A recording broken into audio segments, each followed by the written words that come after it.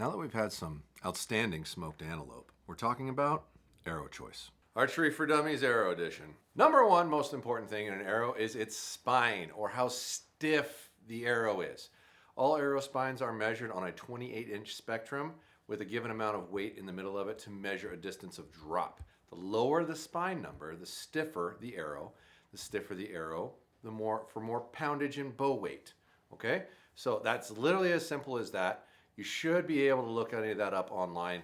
We do have calculators on our website. There's a bunch of other ones out there that are available as well. But it's important that you know the appropriate arrow spine for you. Now, the more weight you put up here, the more stiffer arrow you need. I.e., if this is 300 and you add like 50 grains up here, you need a 250. It needs to get stiffer to compensate for the extra mass up here.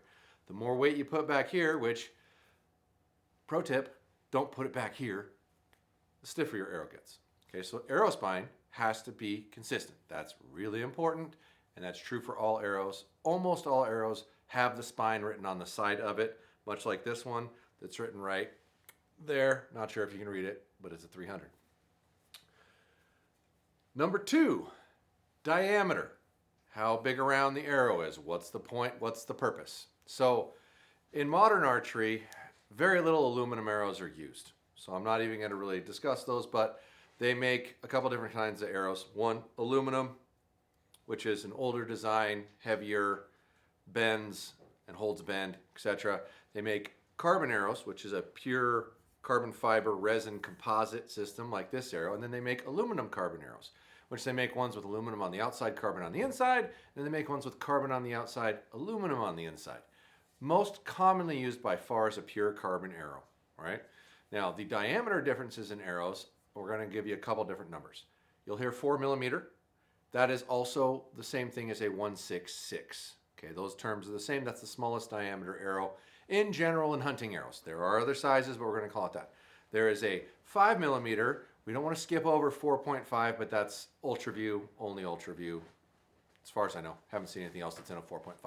5 millimeter, which is your standard size as this, which is what I typically prefer or recommend, is the Easton Axis 1764 or 204 size period. Those are, hi Jeff.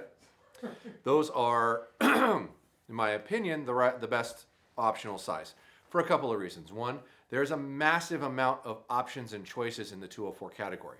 There's options and choices in every category, but this one is huge, huge, huge of options. You can get to a super light arrow all the way to a super heavy arrow, anything in between, and there's a ton of good componentry options and lighted knock options. Spoiler alert, 166 lighted knocks traditionally struggle. Not to say they're all bad, not to say you can't get a good lighted knock in a 166. It tends to be the struggle bus. They also make 204 size arrows down to really cheap and really expensive. You can get a dozen 204 arrows for under $100 and as far north as $300, give or take. So there's a bunch of choices there, and personally, that's the right size arrow in my opinion. The next one is a 6 millimeter or 1864 or something like that. I'm trying to remember the exact number. It's not common. There's very few of them. Normally or nominally the Easton Sonic 6.0. It's in between the common sizes of arrows, much like the little 4.5 Ultra View arrow thing. That's kind of its own thing. There's a couple manufacturers that make a 6. They're decent arrows. There's nothing wrong with them. It's just they're uncommon. So the negatives or the drawbacks are lack of component options. There's very few. There are some. And specific fitted lighted knocks. There's only a few that are going to be exactly that size. A lot of them have sleeves for them, but you may even run into a struggle on the sleeves of those. Just so you know, it's its own little category. It's a little tricky. Not bad necessarily, just less options. And I like options. Do you like options? Because I sure do.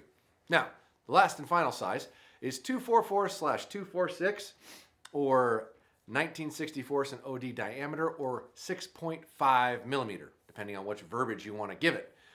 That is the standard original internal component carbon fiber arrow size. The OG gold tip 1998, I want to say, came out with that diameter. It was the first carbon arrow that you could put an insert inside of it where your point of your arrow went inside of the arrow. Because before that, all carbon arrows were smaller than that and they had little overserts and adapters. The 6.5 is the best bang for your buck. It is typically the least expensive option. There are expensive versions of it, but in general, it is the least expensive choice. Gold tip Hunter XT, Easton Beeman 6.5. Geez, I'm drawing blanks on names, but Black Eagle makes them. Victory makes V-Force, they call it. Everybody makes one, right? And they're going to be the least expensive because it is the oldest design, right? Not bad, not negative. Definitely, if you're all about money and saving it, that's probably your cheapest option. But for my money, the right choice is in the 5mm category because they do make these things under $100. You can buy several different brands that offer arrow shafts that are under $99.99 a dozen, and this is the best penetration via wind drift, via technology. In my opinion, I'd buy a 5mm, but buy what you want. Next category of importance is straightness, and I'm going to get a little controversial here for the noobs. All right, arrow straightness isn't that important. Sorry.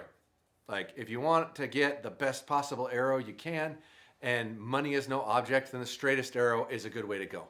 The manufacturing quality of carbon fiber today is so good from most brands, it's hard to even find an arrow that's not that straight. It's hard to pick one up and spin it over your fingers and have an issue with that. What is actually way more important is that your broadhead goes straight out of the end of the arrow. And that has nothing to do with how straight your arrow is. It's how straight it was cut, whether it was squared off, and whether the insert was installed correctly. That part is way more important than straightness. However, if you want the perfect, nicest arrow you can possibly buy, spend a little more money and get a straight one. But for my money, between a 3,000 straightness arrow and a 6,000 straightness arrow, which I should back up, most arrow companies offer 3 straightnesses of arrow. Not everybody, but most of them do. And it's traditionally going to be a 6,000th, 3,000th, or 1,000th straightness. And it's just how many thousandths from center this arrow will deviate when you spin it, okay? And you'll rarely find a 6,000th arrow that's really 6,000th. So for my money, if you're going to save money, just go ahead and go to the bottom and buy the 6,000th arrows, personally. But totally up to you, all your options. I personally do use 1,000 straightness arrows to hunt with. My hands are fidgeting this thing all over the place and it's fun. I don't know why, I just can't stop doing this for some goddamn reason. No, but the 1,000 straightness is what I buy and I use just because I want the most premium thing I can get. But in all reality, a 6,000 straightness arrow with a broadhead coming straight out of the center will do you a lot better than a 1,000th arrow with it cut crooked and not installed right. If you had to pick a place to put your money between the 6,000th arrows and 1,000th arrow difference, which is probably $40 a dozen difference, spend that money on good broadheads instead of cheap broadheads if you're gonna hunt. So, last thing, cost. Arrows are expensive and arrows are cheap. Depends on what you're picking. You can get all the way down to $50 a dozen, and you can spend as much as $500 a dozen, depending on who you're looking at. In all honesty, the componentry that goes in your arrow has the most to do with its failure rate and its concentricness coming out of the arrow. So personally, I'd probably spend a little less on your arrows, a little more on your components and broadheads to get the most functioning bang for your buck. But know when you buy nicer stuff, it will perform a little better and it does help. But if you had to put it on a budget, had to say X amount of money, don't skimp on your componentry and don't skimp on your broadheads. Maybe skimp on your arrow a little bit. What do you guys think down below? Go down to your local archery shop. Ask them how many different sizes of arrows they have. Develop a relationship with them. You need them and they need you in the long run. If you're really going to learn and get better at this, you're going to need that mutual support and relationship. So please go spend your money there. If you're going to buy it online, and only if you're going to buy it online, podiumarcher.com.